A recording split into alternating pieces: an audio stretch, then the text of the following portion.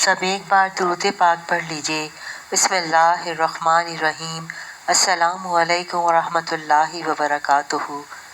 سلام اس پر کہ جس نے بے کسوں کی دستگیری کی، سلام اس پر کہ جس نے بادشاہی میں فقیری کی۔ سبحان اللہ۔ آج کا واقعہ ایک بہت ہی خوبصورت واقعہ ہے، پلیز اسے آخر تک سماعت فرمائیے گا اور ثواب حاصل کیجیے گا۔ پیارے دوستوں، آج سے 700 سال پہلے بغداد میں ایک بڑے پائے کے عالم رہائش پذیر تھے۔ ان کا نام قاضی ابو بکر بغدادی تھا۔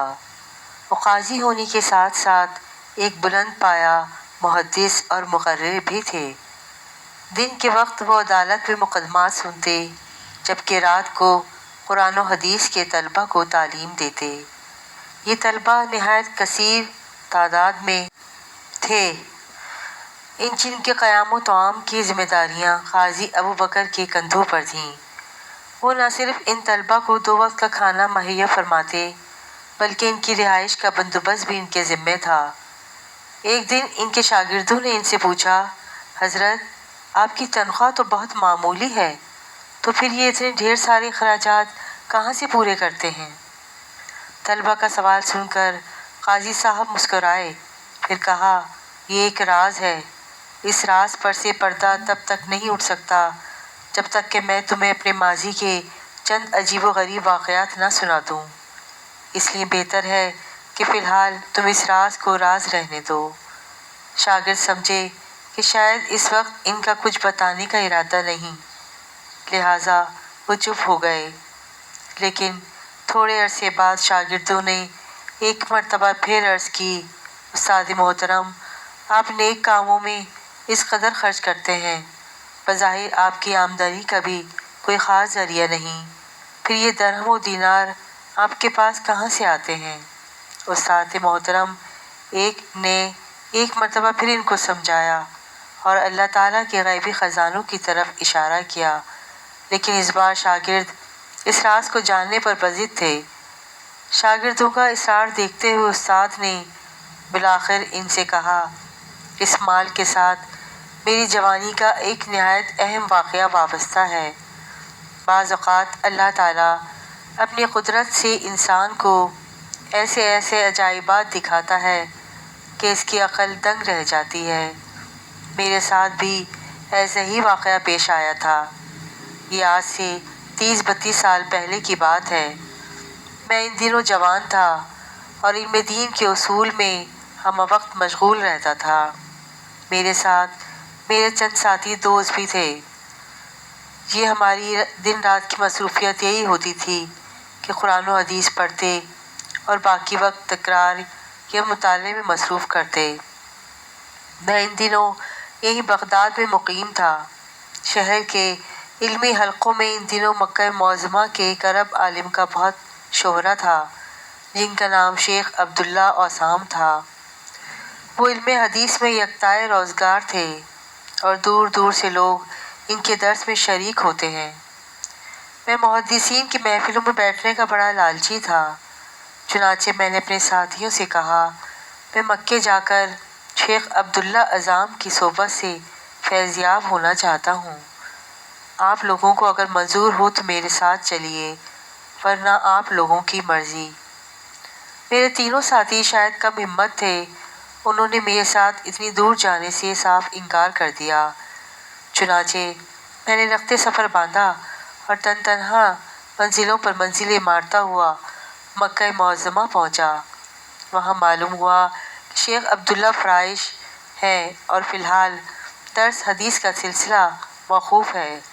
یہ سن کر اگر مجھے بہت مایوسی ہوئی، تاہم یہ جان کر کچھ سکون محسوس ہوا کہ مکے میں ان دنوں بہت سے جلیل القدر علماء موجود ہیں جو مسجد الحرام میں درس دیتے ہیں۔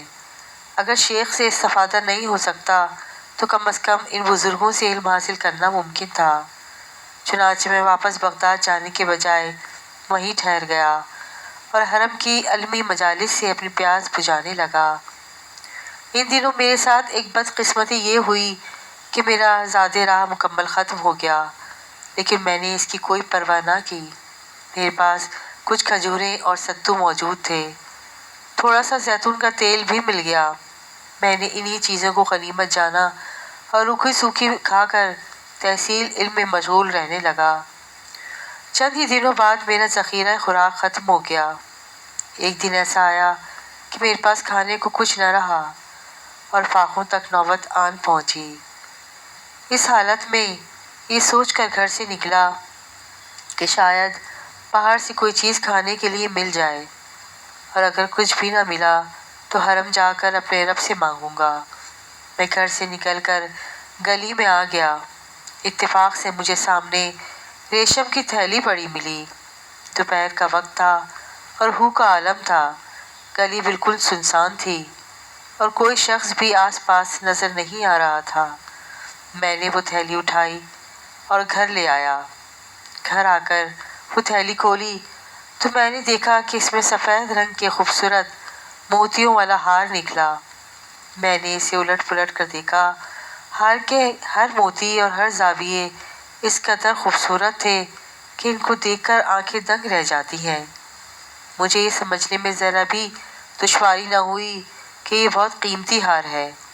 मैंने इसे थैली में डालकर बिस्तर के नीचे छुपा दिया। ज़ोहर से असर तक का वक्त इसी तरह गुजरा। मैं ये सोचता रहा कि ये थैली गली में क्यों पड़ी थी और इतना बेशकीमत हार किसका हो सकता है। इसी दौरान असर की अजान बुलंद हुई और मैं नमाज की अदायगी के लिए हरम शरीफ चला गया। असर की नमाज पढ़कर आया और दोबारा ये सोचने लगा, या अल्लाह, खबर नहीं इस हार का मालिक कौन है और मैं अब इसे वापस कैसे पहुंचाऊंगा। इसी दौरान गली में एक शोर बुलंद हुआ। मैंने दरवाजे से बाहर झांका तो देखा एक ऊंट पर कोई बूढ़ा आदमी सवार है। ऊंट के आगे चंद आदमी दफ बजाते चले जा रहे हैं।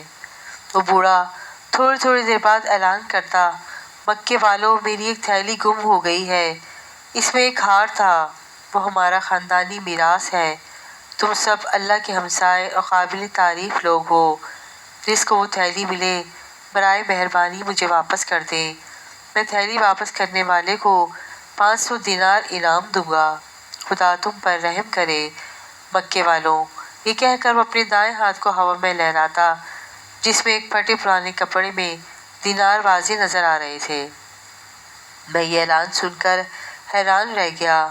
दिल में सोचा, शायद यही बूढ़ा इस थैली का हकीकी मालिक है। मुझे ज़रूर यह हार इस तक पहुंचाना चाहिए।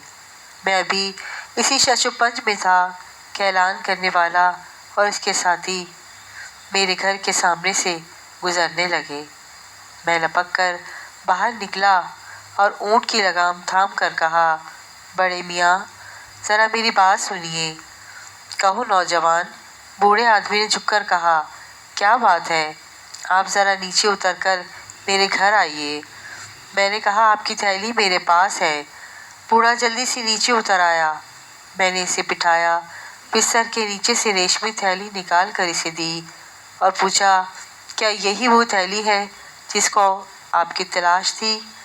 बूढ़े ने मेरे हाथ से थैली झपटी और तेज़ी से इसको खोला। इसमें वो हार जो का तो मौजूद था। बूढ़े ने हार निकाल कर इसे चूमा और फिर मुझसे मुखातिब होकर कहने लगा, नौजवान, ये हार सफ़र के दौरान मुझसे कहीं खो गया था। मैं इसकी वजह से सख्त परेशान था। खुदा तुम्हें जज़ाए खैर दे, तुम बहुत दयानतदार हो। लो अपना इनाम संभालो। ये कहकर इसने दिनार मेरे आगे कर दिए। मैंने कहा, बड़े मियाँ, ये हार मुझे गली में पड़ा मिला था। मैं इसे अंदर उठा लाया। ये मेरे पास आपकी अमानत था। मेरा तो ये फ़र्ज़ बनता था कि मैं इसे आपको वापस करूं। मुझे इनाम की ज़रूरत नहीं। मैं अपनी नेकी फ़रोख्त नहीं करना चाहता। मेरी बात का बूढ़े पर कोई असर न हुआ। वो बदस्तूर इस पर बज़िद रहा कि मैं दिनार कबूल कर लूँ। इसने बहुत इसरार किया, लेकिन इधर मैं भी अपनी बात पर जमा रहा। आखिर वो बूढ़ा ना माना और दिनार मेरे पास छोड़कर चला गया। मेरे पास कुछ न था और मैं भूखा भी था, लिहाजा मैंने चारों नाचार इन दिनारों से अपनी ग़िज़ा का बंदोबस्त किया और मकान के किराए मालिक को किराया भी अदा किया। اسی دوران شیخ عبداللہ اعظام نے حرم شریف میں دوبارہ درس حدیث کا سلسلہ شروع کر دیا۔ میں نے موقع غنیمت جانا اور شیخ کی خدمت میں حاضر ہونے لگا۔ میں کافی عرصے تک تحصیل علم میں مشغول رہا اور اسی دوران مالی ضرورتوں کے لیے وہی دینار میری کفالت کرتے رہے۔ آخرکار وہ دن بھی آ گیا جب میں نے جو کچھ سیکھنا تھا وہ سیکھ لیا اور واپس بغداد جانے کے لیے جدہ کی بندرگاہ پر پہنچا۔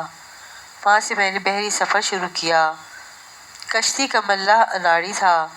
ہم سب اتنے ڈرے سہمے بیٹھے تھے کہ کوئی کسی سے بات نہ کرتا تھا۔ تھوڑی ہی دیر بعد اندھیرا ہو چھا گیا اور بارش ہونے لگی۔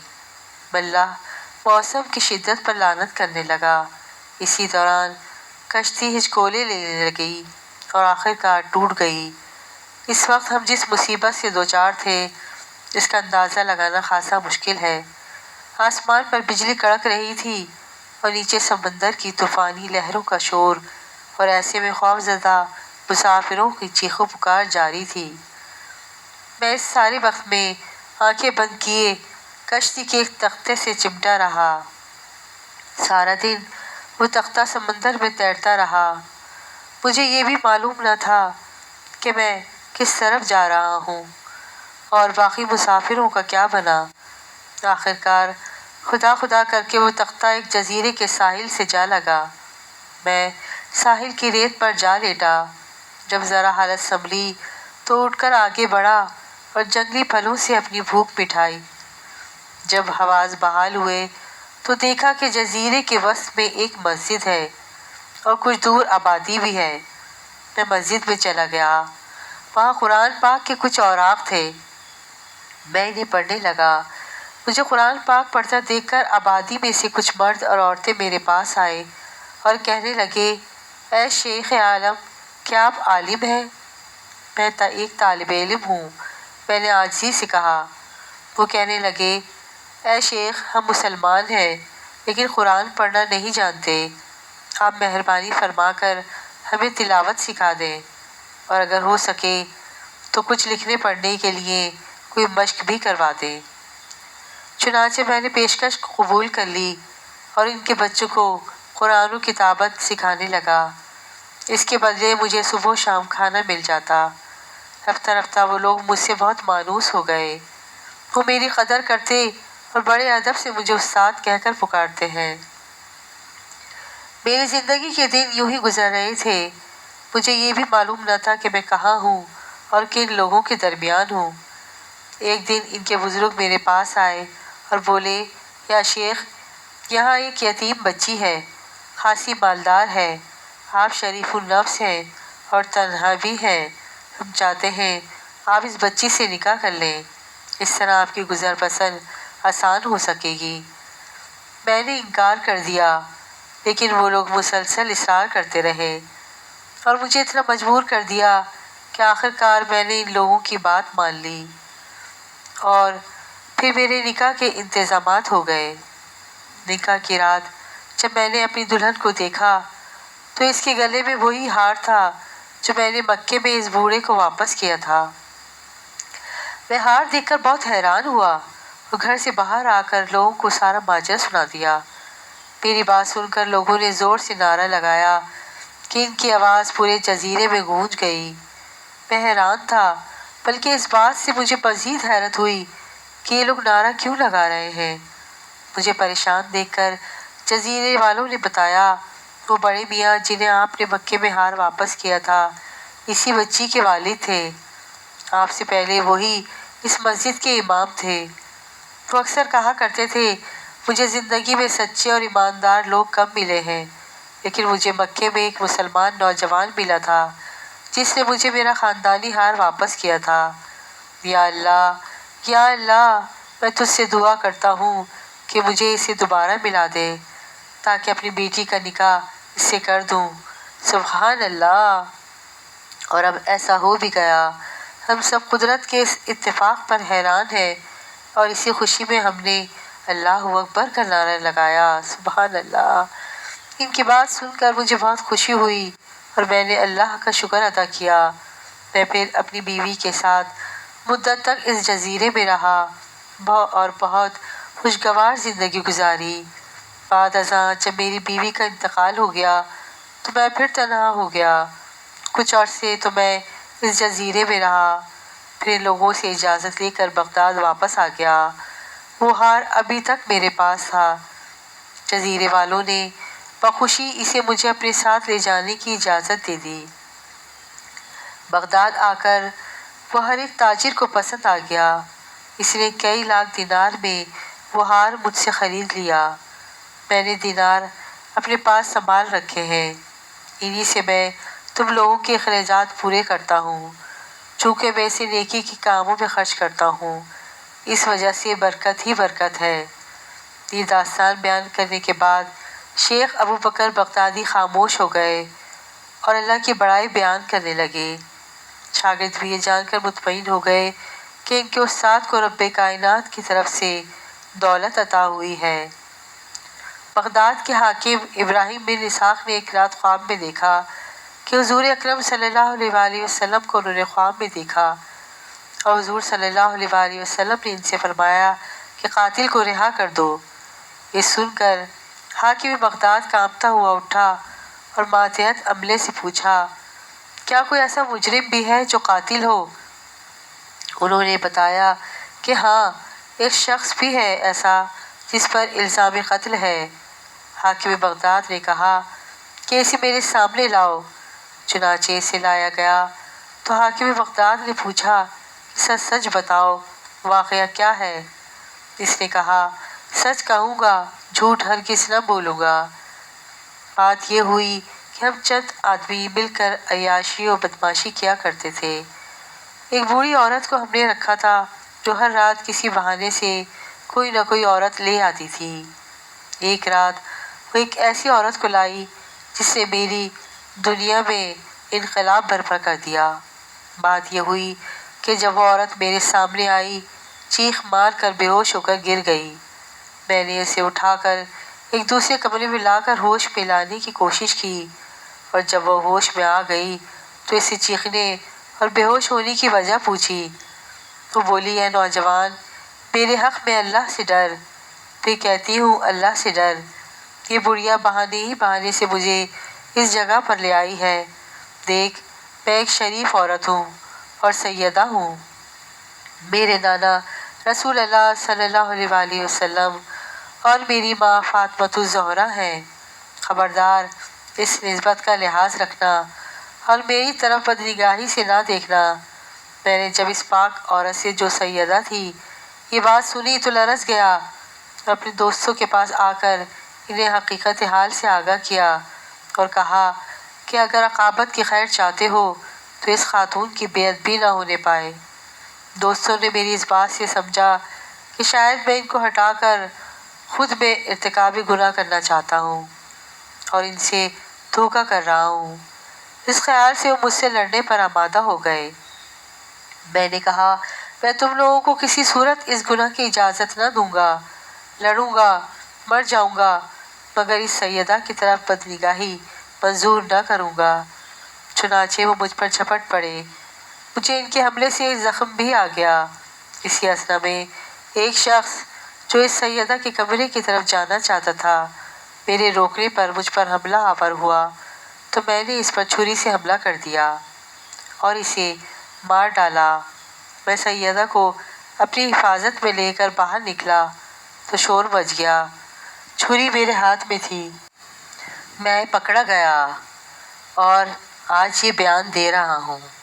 حاکم بغداد نے کہا کہ جاؤ، تمہیں رسول اللہ صلی اللہ علیہ وآلہ وسلم کے حکم سے رہا کیا جاتا ہے۔ حضور اکرم صلی اللہ علیہ وآلہ وسلم اپنی امت کے ہر نیک بد آدمی اور ہر نیک بد عمل کو جانتے ہیں اور دیکھتے ہیں، اور یہ بھی معلوم ہوا کہ حضور کی نسبت کے لحاظ سے ادب سے آدمی کا انجام اچھا ہو جاتا ہے۔ لہٰذا ہر اس چیز کا دل میں ادب و احترام رکھنا چاہیے جس کا حضور صلی اللہ علیہ وآلہ وسلم سے تعلق ہو۔ اللہ پاک ہمیں دین کی مکمل سمجھ نصیب فرمائے اور ہمیں نیکوکاروں میں شامل کرے۔ آمین، اللہم آمین۔ کیا خوبصورت واقعہ ہے واقعہ پسند آئے تو پلیز میرے چینل کو لائک اینڈ سبسکرائب ضرور کیجیے گا۔ جزاک اللہ خیرا کثیرا۔